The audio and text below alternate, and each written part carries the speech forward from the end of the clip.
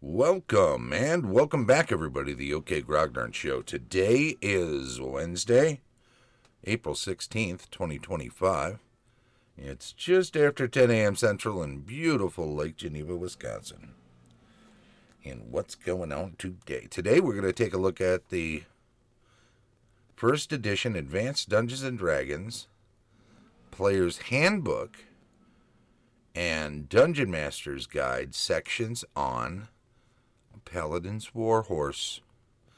I'm not sure what got me thinking about this, but something did, and it made me just want to go over this stuff a little more. How's that? Let's change that around a little bit. Let's fix that up.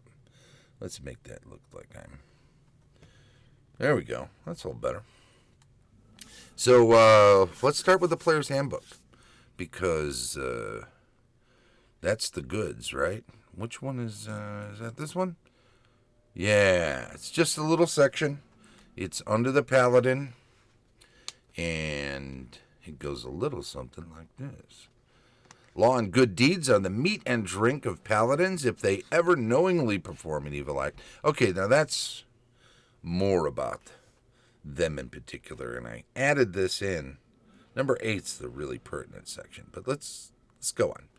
If they ever knowingly perform an act which is chaotic in nature, they must seek a high level, 7th level or above, cleric of lawful good alignment, confess their sin, and do penance as prescribed by the cleric. If a paladin should ever knowingly and willingly perform an evil act, he or she loses the status of paladinhood immediately and irrevocably. All benefits are then lost, and no deed or magic can restore the character to paladinhood. He or she is ever after a fighter. It goes through some of the benefits of the paladin, but when you get down to number 8, in the furthermore section, it says at 4th level, or at any time thereafter, the paladin may call for his warhorse. This creature is an intelligent heavy warhorse with 5+5 hit dice, 5d8 plus 5 hit points, AC 5, that's armor class 5, and the speed of a medium warhorse. That's 18 inches, it says, right? 180 feet. It will magically appear, but only one such animal is available every 10 years. So that if the first is lost, the paladin must wait until the end of the period for another. So it ain't a whole bunch of shadow faxes just running all over this place. I think a couple of things can be said about this. The paladin may call for his warhorse. His or her, obviously, he means. He or she, it was mentioned up above. It looks like the kerning on this was set to justify the lines left to right. I don't think they cut anything out of there. But it's almost as if they are saying, as soon as one becomes a paladin, there is a destiny in place whereby there will be a warhorse available when the paladin reaches 4th level and can call for one. And that's good news, because it's a heck of a warhorse. One every 10 years. And in this case, they mean for this particular paladin. They're not saying that of all the paladins in the world, you've got to call for one, and then no one else can for 10 years. No, this is just your ability to, as a paladin, to call for one in this case. So what else? What else is going on? I think we need to also look in the DMG, where there's some clarification about the Paladin's Warhorse. There's actually more said there. And I think that's a kind of a campaign consideration thing, right? So let's go over that section. Oh, what's up with that? Why am I in front of... That doesn't make sense. Well, we can read it anyway. The Paladin's Warhorse from the DMG. When the Paladin reaches 4th level or higher, he or she will eventually call for a Warhorse, as detailed in the player's handbook, which we just read. It will magically appear, but not in actual physical form. The Paladin will magically see his or her faithful destrier in whatever locale it is currently in, and it is thereafter up to the Paladin to journey to the place and gain the steed. So, could be a wild horse up in the mountain canyons, and you gotta get up there and capture it or talk it into joining you. Tempt it. I don't think that's the right word. Present yourself as worthy makes more sense. As a rule of thumb, his journey will not be beyond 5 days' ride, and gaining the mount will not be an impossible task. The creature might be wild and necessitate capturing, or it might be guarded by an evil fighter of the same level as the Paladin, and the latter will then have to overcome the former in mortal combat in order to win the Warhorse. In short, the gaining of the destrier is a task of some small difficulty which will take a number of days, possibly 2 or more weeks, and will certainly test the mettle of the Paladin. Once captured or won, the Warhorse knows its role and relationship to the Paladin, and it will faithfully serve thereafter for 10 years.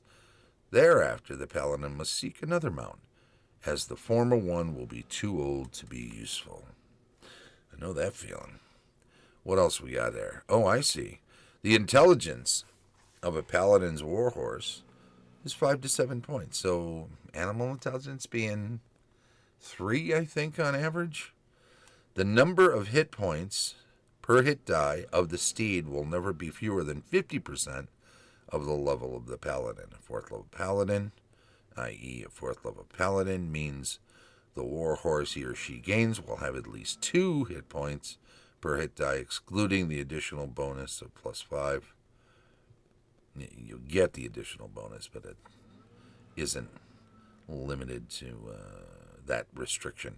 Well, a 16th level Paladin's special steed will have maximum hit points 8 per die of 5 times 8, 40 plus 5, additional hit points, 45 total hit points for 5 plus 5 hit dice. So that seems to suggest that those hit points go up as the Paladin levels up, even though the horse will only ever have a theoretically static number of points, if not near or with the Paladin.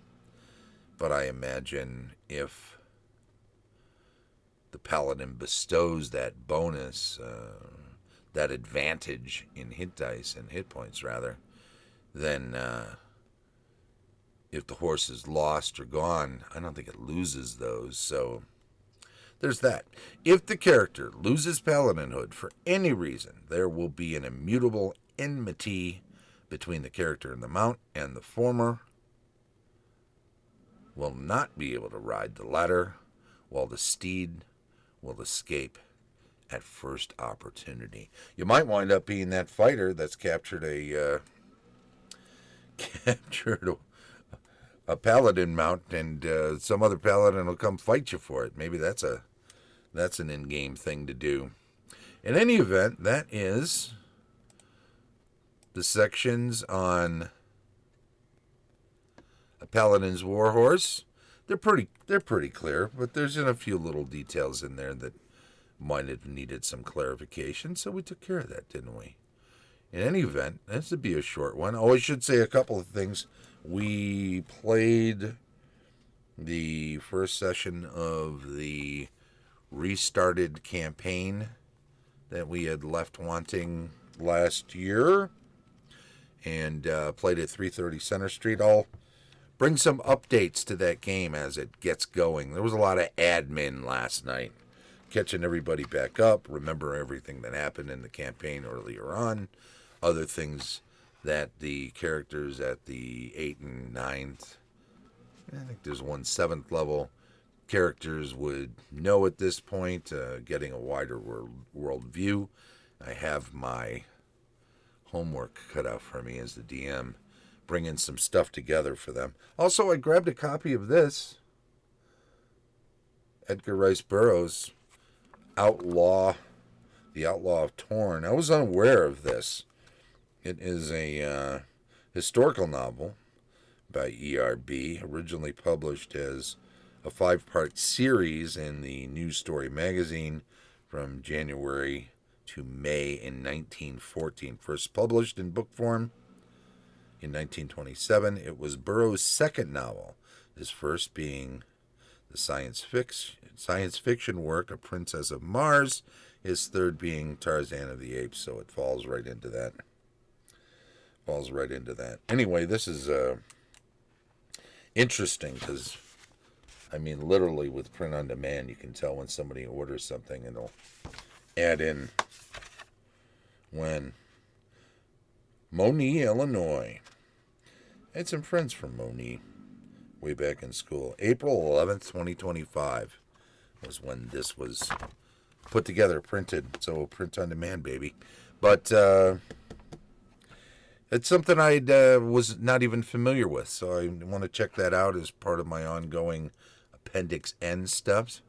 I'm not big on the science fantasy stuff, so I was never big on the Mars series, but this is a ERB thing that's more in my wheelhouse, and we'll see.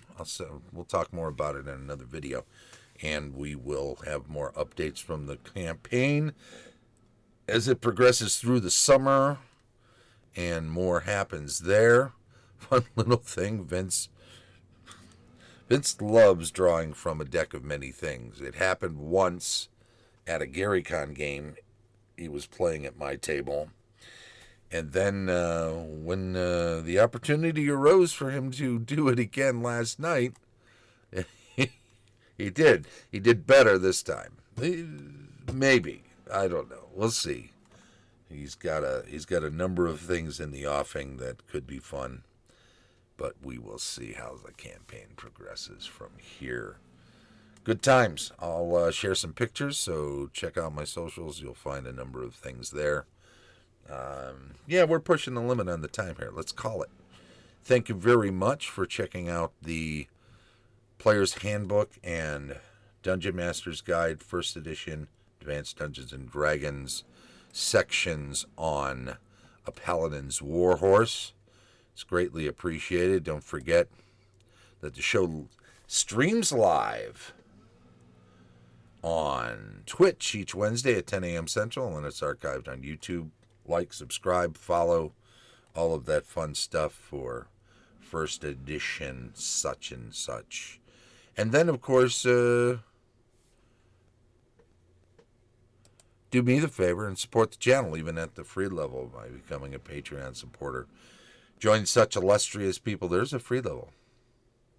Illustrious backers such as Tom Tullis of Fat Dragon Games, Carlos Lysing of Castle Entertainment, Heath Farndon of the AD&D 20, Dave O'Brien, and unauthorized user, Heidi and Eric Gygax Garland of Gaxland, Vince Ragusa of the Maroon Room, a prog rock band, Daniel Caldwell of Griffin and Gargoyle, Christian Garcia, Stephanie Lesniewski-Gruchow, Cera Toppilopkus, Colin Szablewski, and as always, Shane Bradley, DM Extraordinaire.